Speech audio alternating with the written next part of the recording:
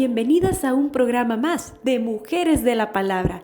Abre tu corazón y ponte cómoda para escuchar las buenas nuevas que Dios tiene para ti en este día. Hola, ¿qué tal? Qué emoción poder estar unidas otra vez por todos estos medios estudiando a las mujeres de la Biblia. Y bueno, pues hemos estado viendo las semanas anteriores a Abigail. Estamos ahorita en la historia bíblica en donde ya comienza a ser rey David. Y vemos cómo todo el escenario que Dios va armando en el Antiguo Testamento va tomando como su rumbo y lo que Dios ha determinado.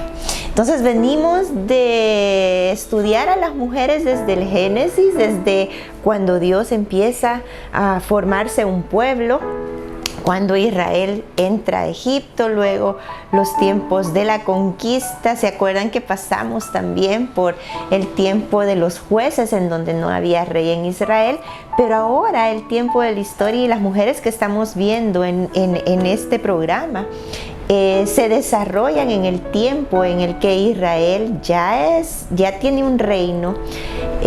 Estamos en las mujeres que hemos visto anteriormente, los programas anteriores, es cuando el reino está pasando de Saúl a David. Y pues en este programa vamos a ver las mujeres que se desarrollan en el reinado de David.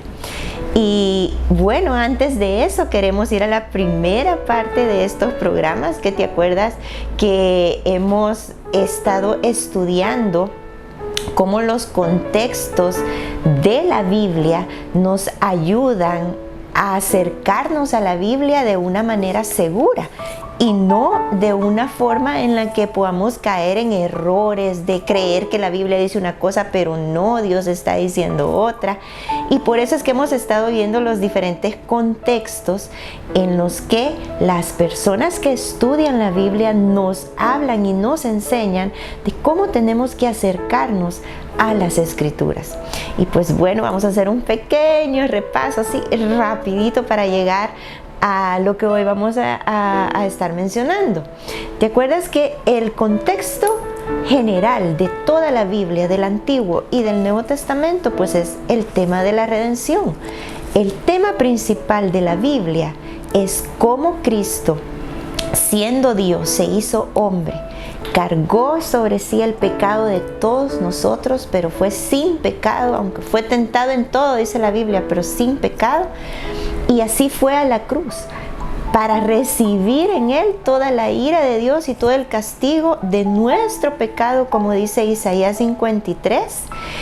Y al tercer día él resucitó, abrió los cielos, el Espíritu Santo, él nos envió al Consolador, al Espíritu Santo, y le estamos esperando por segunda vez.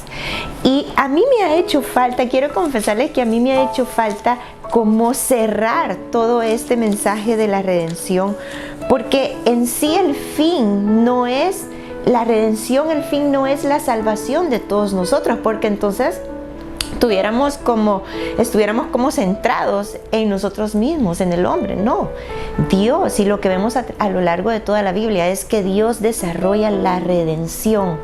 ¿Por qué? Porque Él quiere ser glorificado, Él quiere ser exaltado, y su plan desde antes de la fundación del mundo no ha sido como un plan fallido, sino que al contrario, Él a través de la redención restaura todas las cosas y todo es para su gloria. Así que eso es lo que vemos, por ejemplo, en Filipenses 2:11. Yo voy a estar mencionando algunos versículos y te animo a que tomes nota de ellos y luego con más tiempo tú puedas ir y leerlos detenidamente y que Dios hable a tu corazón. En Filipenses 2:11 nos habla, todos los versículos anteriores están hablando de esta obra de redención, de cómo Jesús, siendo Dios, se hace hombre y nos salva.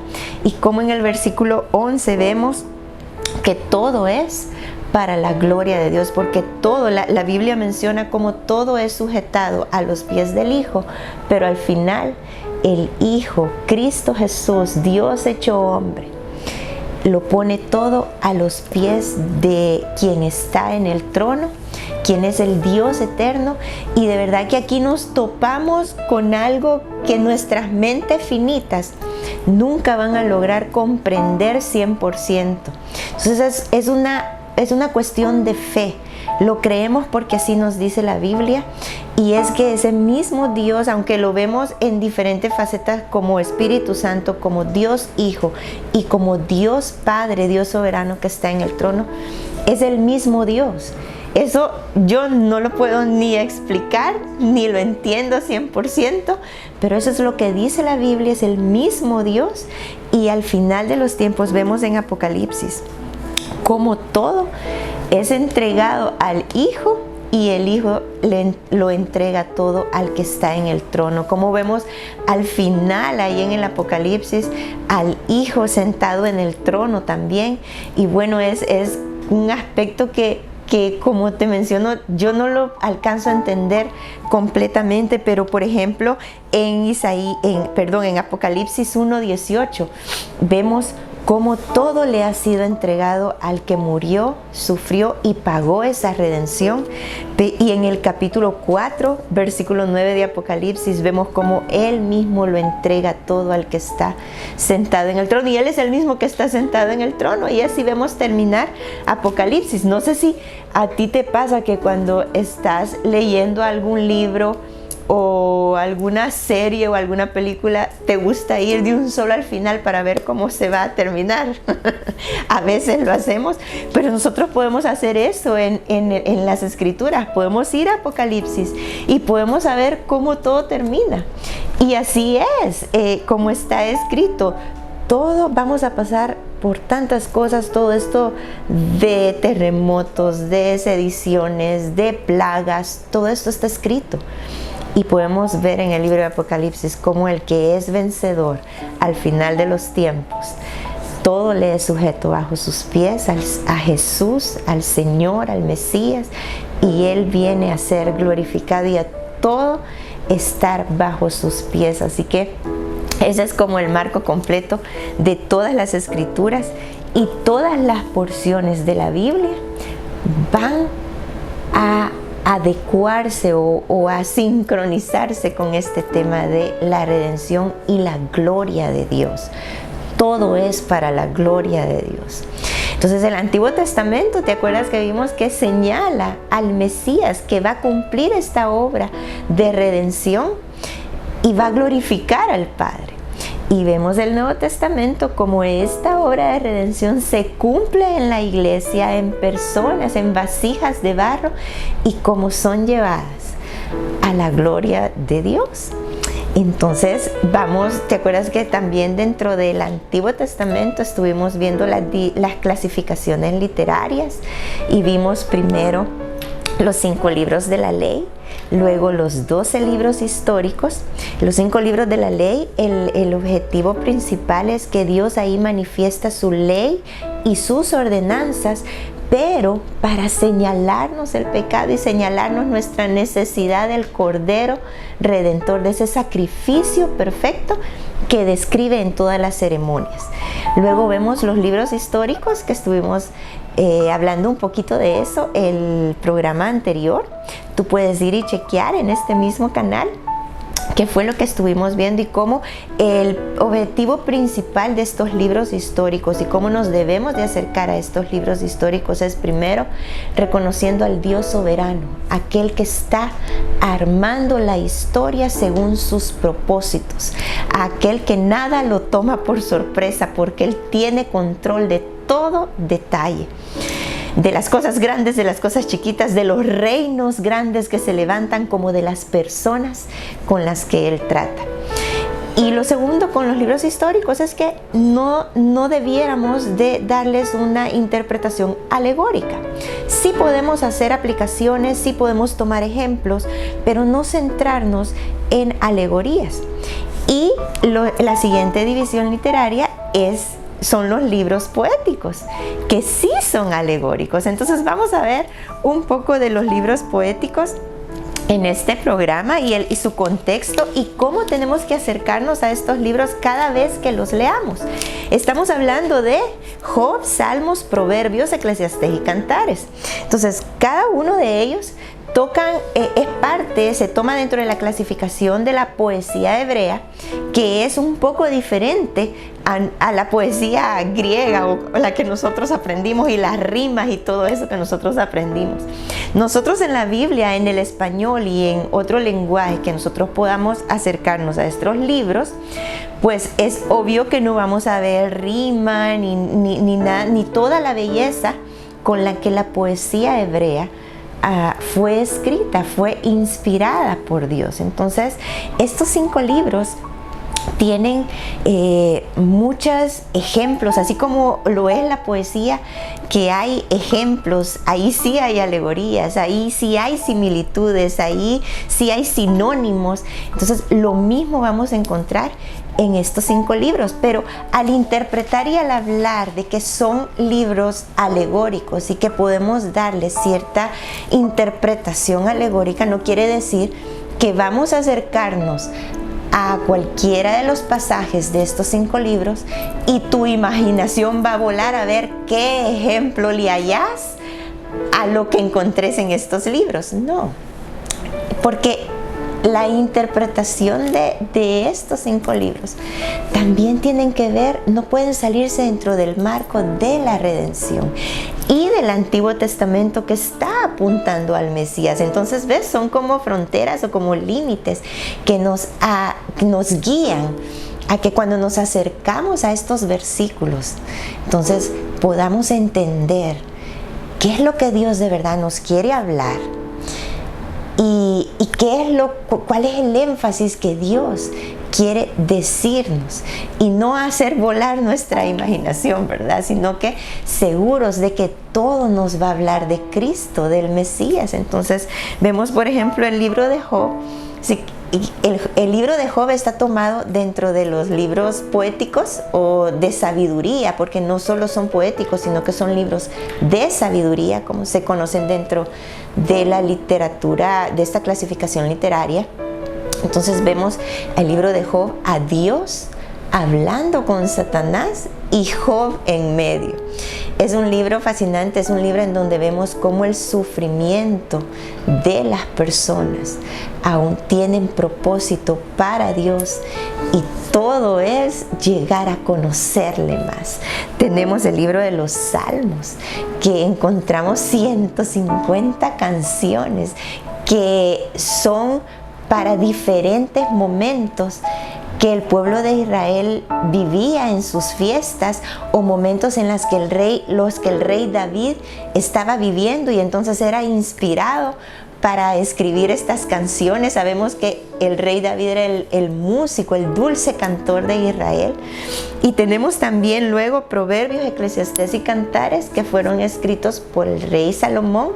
Entonces ves, el libro de Job lo podemos ubicar como se cree que es el primer libro escrito aún antes de los 5 libros de la ley. Se puede ser que el escritor haya sido Moisés, aunque no lo dice, pero lo ubicamos entonces a Job antes de los 5 libros de la ley en cuanto al orden como cronológico de su escritura. Y luego Salmos y algunos Proverbios los podemos ubicar dentro de el relato de Primera de Reyes hasta Segunda de Crónicas. No, de Primera de Samuel hasta Segunda de Crónicas, porque es donde se relata el reinado. Bueno, Primera de Samuel, Segunda de Samuel, Primera de Reyes, Segunda de Reyes, por ahí es donde ubicamos el reinado de David, y luego el reinado de Salomón, ya Segunda de Samuel, Segunda de Reyes, y eso es toda esa parte histórica en donde se va ahí entrelazando los libros históricos los libros poéticos entre los libros históricos. Entonces, espero de verdad ser un poquito clara con esto, y no quisiera dejar de mencionar que entre las alegorías o entre lo que pudiéramos encontrar en los libros poéticos son paralelismos, por ejemplo, repeticiones. Tenemos versículos en estos 5 libros en donde se repiten cosas, entonces ahí tenemos que entenderlas así, como que son repeticiones y no es como que estemos tratando de encontrarle un significado como nuestra imaginación quiera, sino que a veces son versículos en donde solamente está repitiendo cosas. Un ejemplo de eso es el Salmo 105:23. Menciona el reinado, la esclavitud en Egipto, pero lo menciona de 2 formas diferentes. Ve y chequéalo y te vas a dar cuenta de lo que estoy hablando. Encontramos también en estos libros contrastes, encontramos sinónimos, encontramos cómo a veces se engrandecen las cosas, como por ejemplo el Salmo 8, donde está hablando de los cielos, de la expansión, las estrellas, y dice: cuán grande es tu nombre, oh Dios, en todos los cielos, y qué pequeño es el hombre para que te acuerdes de él. ¿Ves? Son como esas comparaciones, contrastes y sinónimos que encontramos en los libros poéticos. Encontramos alegorías, por ejemplo, como en el Cantar de los Cantares, y hay cosas que hasta podemos tomarlas como chistosas, porque por ejemplo en los primeros capítulos de Cantares, Salomón compara a su amada con las yeguas del faraón. ¿Tú te imaginas que nos comparasen como un piropo a una caballona? No. A mí no me gustaría, pero en estos tiempos en los que se escribieron estos libros, pareciera como que eso era un gran piropo, ¿verdad? Porque imagínate, las yeguas de la casa de faraón debieron haber sido animales elegantes, grandes, no sé. Pero ahora como que nos cae feíto que nos comparen con animales, ¿verdad? Pero bueno, también en el Cantar de los Cantares, cuando el amado está describiendo a su amada, usa tantas alegorías, usa tantos ejemplos, porque por ejemplo habla de su cabello, que son como cabras corriendo por las laderas, por las montañas. Uno se pone a pensar qué comparaciones diferentes, pero es un lenguaje poético que era de esos tiempos y que era hermoso. Cuando describe su cuello, menciona que son como columnas de palacio. Cuando menciona, bueno, y otras cosas que no las vamos a mencionar aquí, cosas que vemos en Cantar de los Cantares, de ese amor matrimonial. Y algunos creen que podemos darle la aplicación entre ese amor matrimonial al amor de Cristo y su iglesia, y la iglesia con Cristo, porque vemos también a la amada describiendo a su amor, y lo vemos, por ejemplo, hay momentos en donde él le dice a ella: eres un jardín cerrado porque eres solo para mí, y la vemos a ella diciéndole: mi amado es como uno entre 1000, y bueno, tantos ejemplos bonitos que pudieras encontrar en estos libros poéticos. Pero cada vez que te acerques a los libros poéticos, nunca te olvides que todo, aunque sean alegorías, aunque sean ejemplos, aunque sean sinónimos, todo está señalando al Mesías que va a venir, porque se encuentra en el Antiguo Testamento, porque de eso se trata la Biblia. Entonces, espero que todo esto te sirva para cuando vengas y a leer alguno de estos versículos de los libros poéticos, pues te sea más fácil, le halles como más sabor, para que puedas ver la belleza en la que está escrita la Biblia, y cómo Dios se ha manifestado, como lo dice el Nuevo Testamento, que se ha manifestado de muchas formas y de muchas maneras para que le podamos conocer. Entonces se ha manifestado, imagínate, se ha manifestado en los libros de la ley, se ha manifestado en los libros históricos, y ahora estamos viendo que se manifiesta de una forma artística, de una forma poética, de canciones y de sabiduría. que vemos que cómo Dios nos ha amado tanto. Y ese es el contexto de las Escrituras. Tema central de las Escrituras es que Dios nos ha amado tanto, que a pesar que el pecado entró y nos ha afectado, Él siempre nos está buscando y se ha manifestado de muchas formas para que le podamos conocer. ¿Y para qué? Para que nosotros seamos felices. Bueno, para que Él sea glorificado y nosotros ser felices en Él, porque Él es el todo, Él es el que lo llena todo en todos.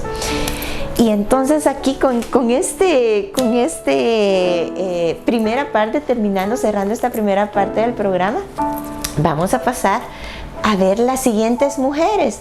Y quizás hoy vamos a correr un poquito por los libros históricos, porque vamos a estar en Primera de Samuel y Segunda de Samuel, y vamos a ver algunas mujeres y las vamos a ver así un poco rápido. No nos vamos a detener como nos hemos estado deteniendo en todas las anteriores, porque los libros históricos las mencionan, están ahí.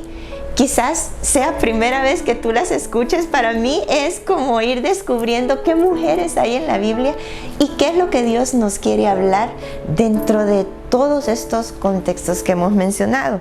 Y pues bueno, la siguiente mujer que encontramos en el relato bíblico de los libros históricos es a una bruja, sí, a una adivina. Se llama la adivina de Endor. No le sabemos el nombre, se cree que Endor era el lugar donde ella estaba. Y estamos ahorita en el momento histórico en que Saúl está persiguiendo a David. Ya la gente sabe, el pueblo sabe que David es el próximo rey. Samuel, que era el sacerdote o el líder, el guía espiritual, el sacerdote de esos tiempos, acababa de morir.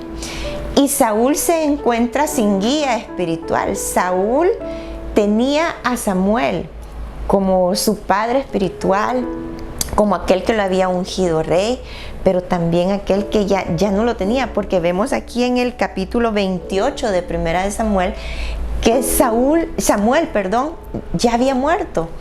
Entonces, tú puedes leer este capítulo más despacio, y yo te lo voy a contar así, te lo voy a parafrasear por el tiempo. Saúl está como necesitado de la guianza de Dios. Saúl venía mal. Saúl incluso nos dice la Biblia de que espíritus lo atormentaban. Y él está persiguiendo, él sabe que su reinado va a terminar, él sabe que sus hijos no van a ser rey, porque Dios ha escogido ya a alguien que proféticamente venía del linaje del Mesías, y es David. Y entonces Saúl está mal, Saúl está atormentado, y para más se le muere Samuel, que era como su guía. Y entonces él busca a esta adivina para que le hable, supuestamente que llame de los muertos a Samuel y le hable qué es lo que él tiene que hacer. Pues entonces lo que podemos aprender de este pasaje, primero es cómo no confiar confiar como Saúl confió en la bruja de Endor o en la adivina de Endor. Vendría a ser como en estos tiempos el acostumbrarnos o confiar a leer el horóscopo, a confiar a querer saber la suerte, que vamos a tener, la suerte, ¿verdad? Y todas esas cosas que no son de Dios, no son las cosas para los hijos de Dios. Quizás las personas que no confían en Dios pueden andar buscando qué dice el futuro, o la tacita de té, o que te lean la mano, o el horóscopo, tantas cosas, ¿verdad? Los amarres de amor, todo eso, que tanta locura que hay en el mundo, que siempre ha existido y que hoy también. Pero los que confiamos en Dios, eso ya no nos guía, no nos debería de guiar. Ya no tenemos signo zodiacal porque no somos de la suerte. Dios es el que maneja nuestra vida, nuestra historia. Somos para sus propósitos, y todo lo que Dios permite en nuestras vidas, toda circunstancia, es de Dios y es para su gloria. Entonces, eso es lo primero que podemos aprender de este capítulo, cómo Saúl, por su estado de no confiar en Dios, confió en lo que no era. Fíjate otra cosa que yo podía ver en en este capítulo, cómo Saúl había echado, en los primeros versículos menciona cómo Saúl había echado del territorio de Israel a todos los adivinos, pero después, cuando él se encuentra sin guía, va y busca a una adivina. Y entonces es como que cuando uno dice algo, pero hace otra cosa, hace lo contrario. Muchas veces, como cristianos o como personas, caemos en eso, ¿no es cierto? En que decimos algo y hacemos lo contrario. A veces le pedimos a nuestros hijos honradez y nuestros hijos nos ven mintiendo. A veces decimos que el Señor es nuestro gozo y en la casa nos conocen como amargadas. Qué duro es esa realidad, ¿verdad? Qué duro es cuando Dios te confronta con eso. Y aquí vemos a Saúl, que había decretado que nadie podía consultar a los adivinos, y él a escondidas va y consulta a una adivina. Pues bueno, que el Señor nos guarde de ser así, que el Señor nos dé integridad y que nuestra conducta pueda mostrar lo que hablamos, que no seamos de doble parecer, como en este capítulo vemos a Saúl con la bruja de Endor, con la adivina de Endor. De eso se trata esta mujer que vemos en el capítulo 28 de Primera de Samuel. Pero si corremos un poquito, vamos a Segunda de Samuel, y en el capítulo 3 encontramos las esposas que le dieron hijos a David. Dice a partir del versículo 2, Segunda de Samuel, capítulo 3, versículo 2, dice: a David le nacieron hijos en Hebrón. Aquí, para este capítulo 3, ya Saúl había muerto. Ya había sido entronado David. Por eso menciona que estos fueron los hijos que le nacieron en Hebrón, donde David fue entronado primero como rey. Entonces, dice que su primogénito fue Amnón, hijo de Ahinoam, la jezreelita, alguien de Jezreel. Él tomó una mujer de Jezreel cuando andaba huyendo de Saúl. El segundo, Gilead, hijo de Abigail, la viuda de Nabal, que también la tomó por esposa cuando andaba huyendo de Saúl. El tercero, Absalón, hijo de Maaca. Maaca era hija de Talmai, rey de Gesur, era una princesa. Aquí David se nos presenta ya como un matrimonio de alianza política con la hija de otro rey. Y luego el cuarto, Adonías, hijo de Awit. El quinto, Cefatías, hijo de Abital, era otra de las mujeres que menciona aquí la Biblia. Y el sexto, Itriam, hijo de Egla, mujer de David. Y estos hijos le nacieron a Hebrón. De todos estos nombres que vemos ahí, son pocos los que vemos historia en este recuento de Segunda de Samuel. Y yo quiero centrarme en Absalón, Amnón y Absalón. En el siguiente versículo vamos a ver una historia triste con Amnón y Tamar, los hijos de David. Vamos a Segunda de Samuel, capítulo 13.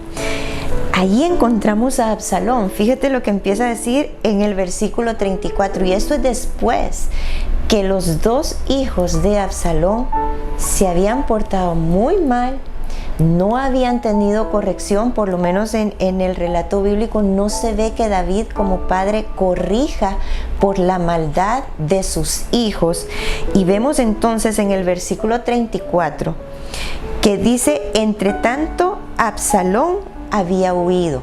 Absalón había matado ya a su hermano porque se habían hecho maldades en Israel. Entre ellos se habían matado y no se ve que David los haya corregido. Pero habían mujeres allá en el capítulo 3. Vamos a ver qué pasa aquí. Dice: y el joven que estaba de atalaya alzó sus ojos y miró, y había mucha gente, y vio que eran los hijos. Versículo 35, vio que eran los hijos del rey. Versículo 37 dice: y huyó Absalón y fue a Talmai de Amiud, rey de Gesur, Y David lloraba por su hijo. Y no es que yo quiera darle como una interpretación alegórica aquí, pero yo sí quisiera hacer una aplicación. Aquí vemos que Absalón, después de portarse mal, hacer maldades entre Israel, como hijo del rey, huye y va y se refugia en ese reino donde dice que David, en el capítulo 3, donde David había hecho alianza, el reino de Jesús, menciona, fue a Talmai. ¿Se acuerdan que David se había casado con una de las hijas de Talmai, rey de Jesús? Y entonces, ¿cuál es como una aplicación que yo quisiera mencionar aquí, sin decir que es así como una alegoría, como decir como que esto esto significa esto? No, es nada más quizás una enseñanza que podamos tomar. Y lo que yo puedo ver aquí, como un hijo que hace maldades, está acostumbrado, aquí vemos que ya es hombre Absalón, pero está acostumbrado a huir y a refugiarse en esas ciudades de donde venían estas otras mujeres esposas de David. Muchas veces, porque quiero mencionar esto y qué ejemplo, qué aplicación quiero darle, muchas veces nosotros como mamás, en lugar de corregir a nuestros hijos, los queremos como cubrir, y en lugar de corregirlos les enseñamos a que huyan. Y aquí vemos un ejemplo de un hijo que ya mayor huyó, no afrontó su pecado, huyó, siguió haciendo maldades porque no se arrepintió. Y si tú sigues leyendo la historia de Absalón, fue un final triste. Entonces podemos tomar esta enseñanza de como mamás, corregir a nuestros hijos como la Biblia nos habla, y de verdad llevarles a Cristo, mostrarles su pecado y mostrarles la redención y la salvación de Jesús, y que cómo es la respuesta para el pecado que día a día sale en nuestros hijos. Así que nos vamos a quedar aquí con las mujeres que encontramos en este recuento de los libros históricos. Como te mencioné hace un momento, quizás no habías escuchado sobre estas mujeres antes. Están mencionadas en la Biblia y por eso las queremos retomar. ¿Y qué enseñanza podemos encontrar de esas? Pues yo te animo a que tú sigas buscando qué es lo que Dios te sigue hablando.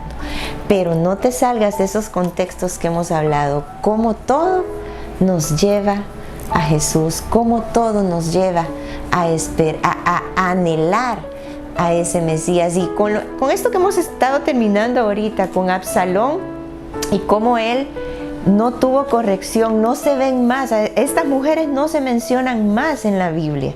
Solamente ahí que me hace el recuento de David y sus esposas y los hijos que le dieron a David. Pero no se ve que sean mamás que estén presentes en la formación de esos hijos.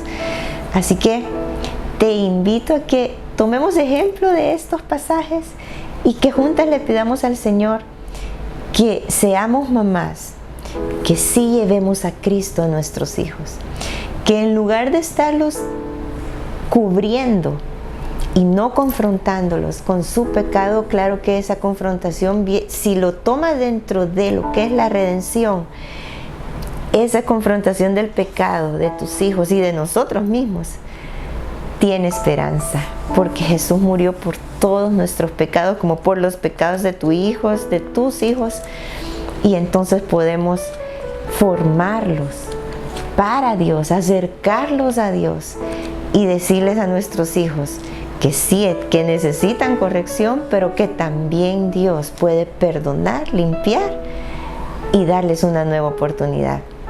Más adelante vamos a seguir viendo qué mujeres encontramos en el recuento histórico del Antiguo Testamento y cómo nos acercan a Cristo. Así que oremos en este momento y pidámosle al Señor que hallemos consejo en la palabra para nuestras vidas. Gracias, Señor, porque nos permites encontrar tesoros, encontrar ejemplos, encontrar mujeres en la Biblia. Y tú, Señor, gracias porque nos hablas, aún sin merecerlo, nos hablas y nos muestras ¿Qué es lo que necesitamos saber para caminar en ti, para andar en tus caminos? Gracias por estas mujeres que has dejado escritas en la Biblia y porque podemos aprender de ellas. En el nombre de Jesús oramos. Amén. Gracias por compartir con nosotras un día más. Damos gracias a Dios porque nos permite llegar a un año más de este programa. Te invitamos a continuar de la mano de Dios todos los martes. No te olvides, sigamos juntas por el camino de la fe. Dios te bendiga.